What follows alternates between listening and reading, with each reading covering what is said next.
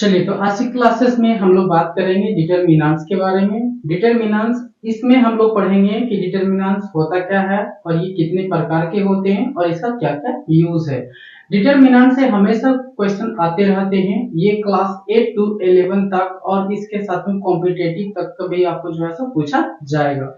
ठीक है, तो हम लोग इस चैप्टर में क्या करेंगे, डिटरमिनेंट्स के बारे में पढ़ेंगे कि आखिर में ये होता क्या है, ये कितने प्रकार के होते हैं और प्रत्येक का यूज के बारे में हम लोग पढ़ेंगे। ठीक है, तो चलिए हम लोग क्लास स्टार्ट करते हैं।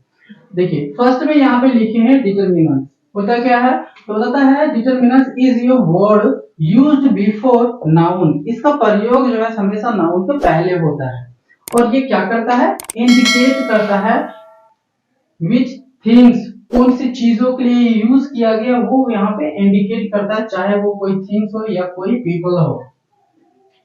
वी आर टॉकिंग अबाउट, मतलब जिसके बारे में हम लोग बात कर रहे हैं उस खास वस्तु के लिए हम लोग जो है तो इसका यूज करते हैं। जैसे कि अभी बात कर रहे हैं कि डिटरमिनेंट्स में कौन कौन से शब्द आते हैं, तो देखिए यहाँ पे ए मतलब आर्टिकल्स जो है सो डिटरमिनेंट कहलाता है। द का यूज इसी में आता है। फिर माय, ये आ गया पॉसेसिव एडजेक्टिव। फिर आ जाता है दिस, सम, मेनी, इटीसी, ये सब जितने सारे हैं वो सारे जो है सो डिटरमिनेंट्स कहलाता है। ठीक है, अब यहाँ पे हम लोग देखिए कुछ एग्जांपल लिखा हुआ है, he is a good boy. तो देखो ये बता रहा है कि गुड बॉय जो है सो इसी के लिए ये सब जो है सो यूज किया है कि एक अच्छा लड़का है ना। तो ये क्या है, डिटरमिनेंट्स है। There were many people at a station, देखिए बहुत सारे व्यक्तियों के बारे में यहाँ पे जो है इसे यूज किया गया है। ये क्या है, डिटरमिनेंट्स है। The boy you met is my friend, देखो यहाँ भी यूज किया गया है, ये किसके पहले, तो माय द फ्रेंड के पहले इसका यूज किया गया है। तो यहाँ पे दिखाया जा रहा है कि डिटरमिनेंट्स का यूज कैसे होता है और इसका कहाँ यूज होता है। तो यहाँ पे लिख दिया था बिफोर नाउन, नाउन के पहले। तो देखिए हमेशा नाउन के पहले ही इसका जो है सो प्रयोग हुआ है। ठीक है, और जब इसका यूज हुआ है तो खास उसी नाउन के लिए जो है यहाँ पे इंडिकेट करने के लिए इसे यूज किया गया है। ठीक है, तो यहाँ पे हम लोग को समझ में आ गया कि ये डिटरमिनेंट्स होता क्या है। अब यहाँ पे बात करेंगे कि डिटरमिनेंट्स के जो काइंड्स होते हैं वो कितने होते हैं। एक होता है प्री डिटरमिनेंट्स, फिर इंट्रोगेटिव डिटरमिनेंट्स और डेमोंस्ट्रेटिव, तो ये हो गया। पोसेसिव हो गया। फिर एक यहाँ ऑर्डिनल, ऑर्डिनल के साथ साथ में एक कार्डिनल भी होता है, यहाँ पे 6 में यहाँ पे लिख लेते हैं। एक होता है कार्डिनल, ये भी एक जो है सो डिटरमिनेंट है। फिर क्वांटिफायर, ये भी कहलाएगा। डिस्ट्रीब्यूटिव, फिर आर्टिकल्स, ये सब सारे जो है सो क्या है, ये डिटरमिनेंट्स है। ठीक है, अब हम लोग जो है सो प्रत्येक डिटरमिनेंट्स के बारे में यहाँ पे पढ़ेंगे। तो यहाँ पे हम लोग बात करेंगे, पहला है क्या, प्री डिटरमिनेंट्स। ये होता क्या है, बताएगा कि it is the words which occur before a determinant to limit the meaning of a noun, मतलब जहां पे हम लोग को लिमिटेशन शो करना हो वहां पे हम लोग इसका यूज करते हैं। जैसे कि हम बात करें all boys join the race, तो देखिए कितने सारे बॉयज, तो कोई सामूहिक बॉयज होगा तो वहां पे सामूहिक बॉयज है वो किसके बारे में बात कर रहे हैं, हम लिमिट, कुछ बॉयजों के बारे में बात करें जो लिमिट वहां पे नंबर शो कर रहा है। ठीक है,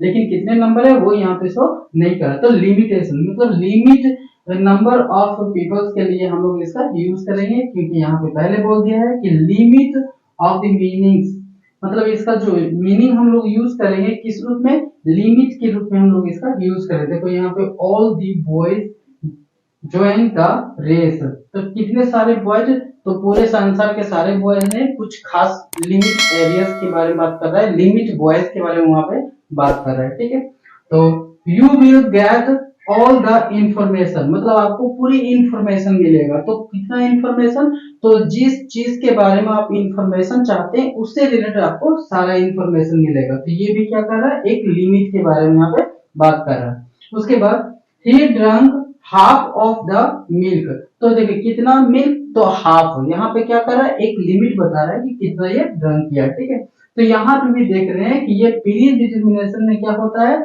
जब आपको कोई नाउन और प्रोनाउन हो उसकी लिमिट के बारे में हमको आपको मीनिंग देना हो तब हम लोग क्या करेंगे, इसका यूज करेंगे।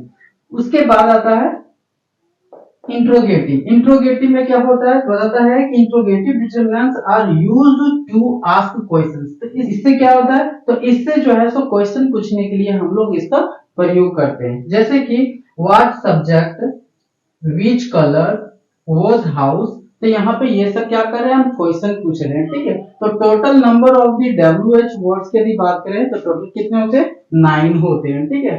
तो ये सब WH फैमिली में आपको जो है सो पढ़ाया जाएगा, ठीक है। तो ये टोटल हो गया यहाँ पे किसके बारे में, तो इंट्रोगेटिव्स के बारे में, ठीक है। अब हम लोग नेक्स्ट बात करेंगे डेमोंस्ट्रेटिव। डेमोंस्ट्रेटिव होता क्या है, तो बताता है it is used to show या talk about person things that have already been mention. मतलब वैसे चीजों को बताने या दिखाने के लिए इसको यूज किया जाता है जिस चीज के बारे में हम लोग पहले मेंशन कर चुके हैं। जैसे इसके अंदर में कौन कौन आता है, तो आ जाएगा दिस दैट जो सिंगुलर नाउन के लिए हम लोग यूज करेंगे, और फिर आ जाएगा दिस दोस जो प्लूरल नाउन के लिए यूज करेंगे, ठीक है। तो दिस का यूज और दैट का सिंगुलर के लिए, लेकिन जो काफी नियरेस्ट होता है उसके लिए हम लोग दिस यूज करते हैं। मतलब इतना नियरेस्ट होना चाहिए कि आप अपने ही पोजीशन से आप उस वस्तु को टच कर सकते हैं, तो उसके लिए हम लोग दिस यूज करते हैं। और यदि अपने ही स्थान से उस वस्तु को हम टच नहीं कर सकते हैं तो वहां पे दैट यूज होगा, लेकिन वो वस्तु जो होना चाहिए वो सिंगुलर ही होना चाहिए, ठीक है। और नेक्स्ट है दिस और दोज। तो दिस दोज दोनों जो है ये प्लूरल के लिए यूज करते हैं, लेकिन यदि वो प्लूरल थिंग्स है और आपके काफी करीब है जिसे आप अपने स्थान से टच कर सकते हैं, तो वहां पे दिस यूज होगा। और यदि वो प्लूरल है लेकिन आप अपने ही स्थान से उस वस्तु को टच नहीं कर सकते हैं, तो वहां पे दोज यूज होगा, ठीक है। तो ये सब चीजें जो है सो हम लोग पहले भी वीडियोस में हम लोग मेंशन कर चुके हैं, मतलब अच्छी तरह से कर चुके हैं, लेकिन यहाँ पे जो है सो यहाँ पे हम लोग को पढ़ना है, ठीक है। तो हम लोग यहाँ पे देखें कि दीज और दोज का जो है सो प्लूरल के लिए यूज करेंगे, लेकिन दीज का यूज होगा जो काफी नजदीक है, और दोज का यूज होगा जो हम लोग से काफी दूर में है। इतना दूर में है कि हम लोग अपने ही प्लेसेस से उस वस्तु को टच नहीं कर सकते हैं, ठीक है। एग्जांपल देखते हैं, पता है दिस इज ए कैट। तो वो दिस जो यूज किया है इसका मतलब है कि उस कैट को हम अपने ही स्थान से टच कर सकते हैं। उसके बाद दैट वाज अ डॉग। तो देखो यहाँ दैट का यूज किया गया है उस चीज को दिखाने के लिए, लेकिन हम उसे टच नहीं कर सकते। उसके बाद these are cats. These are cats मतलब ये सब सारे क्या है, तो बिल्लियां हैं, हम इसे टच कर सकते हैं। लेकिन दोज आर रेट्स, वो सब तो चूहे हैं, हम लोग उसको टच नहीं कर सकते हैं अपने ही स्थान से। तो ये होता है डेमोंस्ट्रेटिव प्रोनाउंस का प्रयोग, ठीक है। तो ये हो गया डेमोंस्ट्रेटिव का यूज। डेमोंस्ट्रेटिव का यूज जो है हम लोग कोई भी वस्तुओं को दिखाने के लिए या उसके बारे में चर्चा करने के लिए बात करते हैं जिसके बारे में ऑलरेडी मेंशन हो चुका है, ठीक है। तो ये रही, ये आपको हमेशा माइंड में रखना है कि दिस दैट का यूज जो है सो सिंगुलर के लिए करते हैं, और दिस और दोस जो है सो प्लूरल नाउन के लिए करते हैं, ठीक है। ये रहा उसका एग्जांपल्स। अब हम लोग बात करेंगे इसके नेक्स्ट लोग बात करेंगे पोसेसिव के बारे में। तो पोसेसिव के बारे में बात करते हैं, क्या है, तो बताता है कि it is used to show possessive between noun and pronoun. मतलब ये जो पोसेसिव जो प्रोनाउन होते हैं केवल इसका हम लोग यूज करते हैं किसी का अधिकार या संबंध को बताने के लिए, वो भी कौन से टाइम में, तो एनी टाइम। एनी टाइम कहने मतलब वो प्रेजेंट का भी हो सकता है,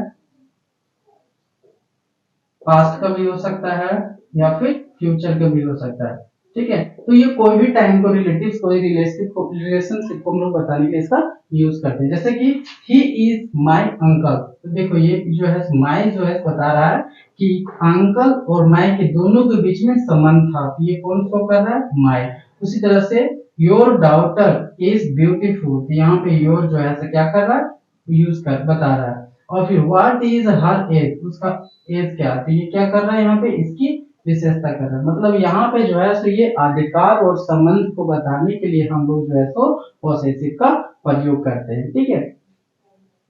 नेक्स्ट है ऑर्डिनल।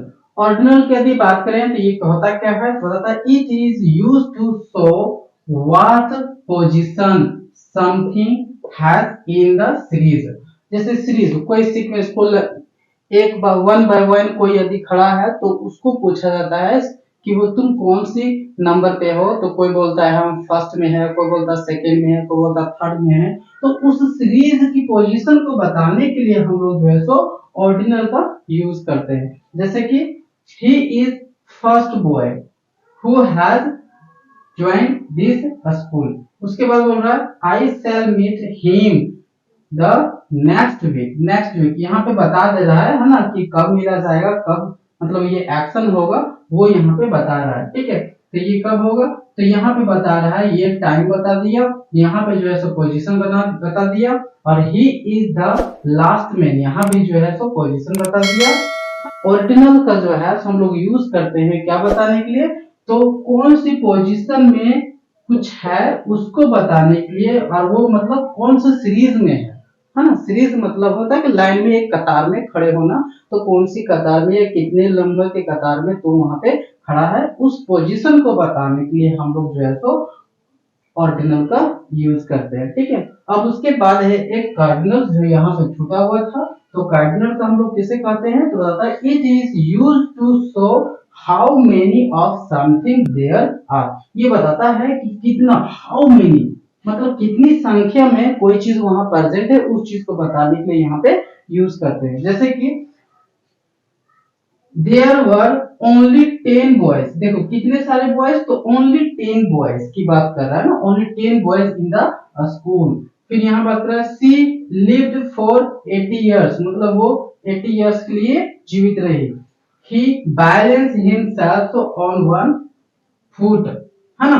तो यहाँ पे बता रहा है कि इसमें कि how many of something there are, कि कितने वहां पे है। ठीक है, नेक्स्ट है क्वांटिफायर। क्वांटिफायर होता क्या है, तो बताता है कि quantifier it refers to the quantity. जब भी हम लोग मात्रक को बताना हो तो क्वांटिफायर का हम लोग यूज करते हैं। जैसे कि all boys enjoy the show, तो कितने सारे बॉयज, तो ऑल बॉयज।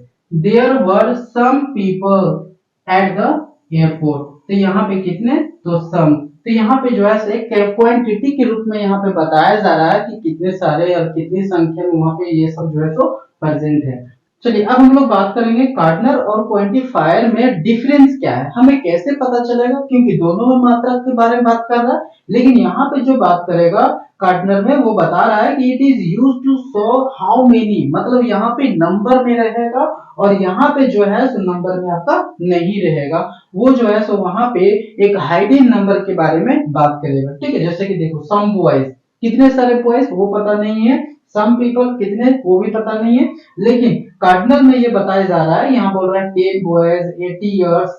उसके बाद बताया जा रहा है कि बैलेंस था वो अपने आप को किया हुआ था कितने, तो 1 फीट। तो यहाँ पे जो नंबर है ये मतलब डेफिनेट यहाँ पे नंबर जो है सो यहाँ डिस्प्ले कर दिया है, और यहाँ पे नंबर जो है डिस्प्ले नहीं किया हुआ है। ठीक है, तो इस तरीके से हम लोग जो है इसको पहचान सकते हैं और बता सकते हैं। अब देखिए इसमें भी नंबर बता रहा था, लेकिन इसमें फर्क, इसमें डिफरेंस क्या है, इसमें केवल पोजीशन बताया जा रहा था, इसमें जो है यहाँ पे क्वांटिटी में बताया जा रहा है, और यहाँ पे जो है आपको जो है सो हिडन नंबर में बताया जा रहा है। ठीक है, तो इस तरीके से आप जो है इसके डिफरेंस को समझ सकते हैं।